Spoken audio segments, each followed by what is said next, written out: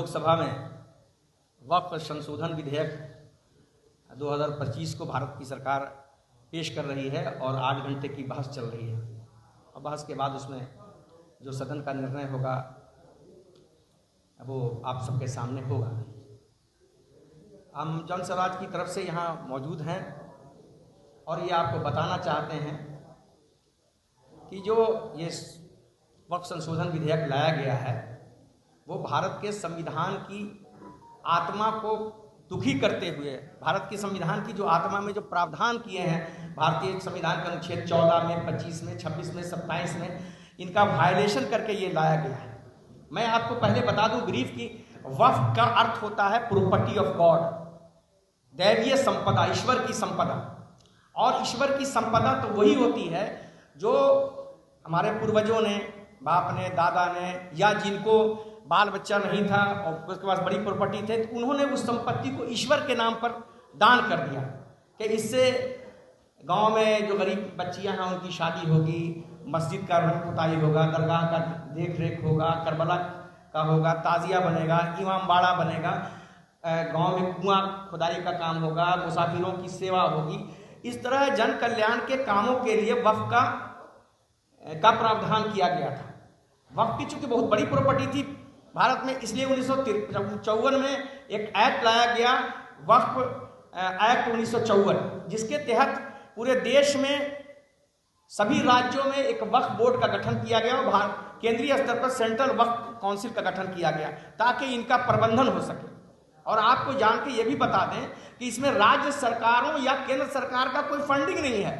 वो जो वक्फ प्रॉपर्टी है, जो जिसको स्टेट कहा जाता है, प्रत्येक वक्फ प्रॉपर्टी का जो ये है उसको स्टेट कहा जाता है,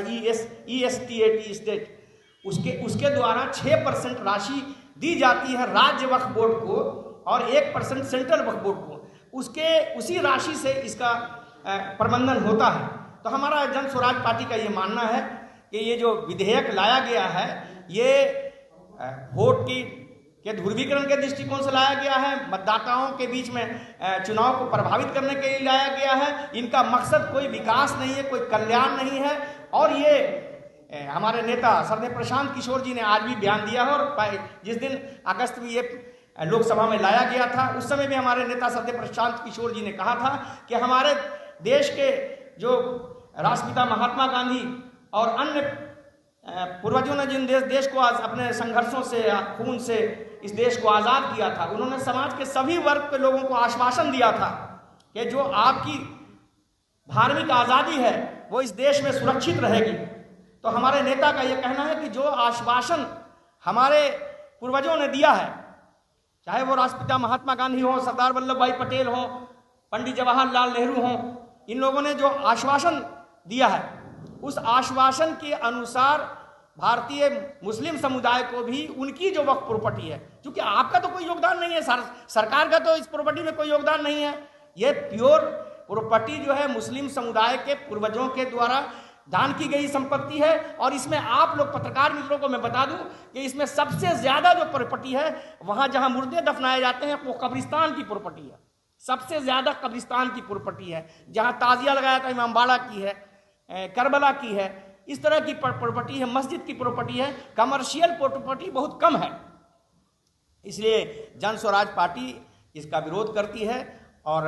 हम हमारे जो मित्र हैं, बगल में मेरी दाहिनी ओर ये सरवर अली साहब हैं जो हमारी पार्टी के प्रदेश के महासचिव हैं, भाई दानिश खान साहब हैं जो युवा के महासचिव हैं,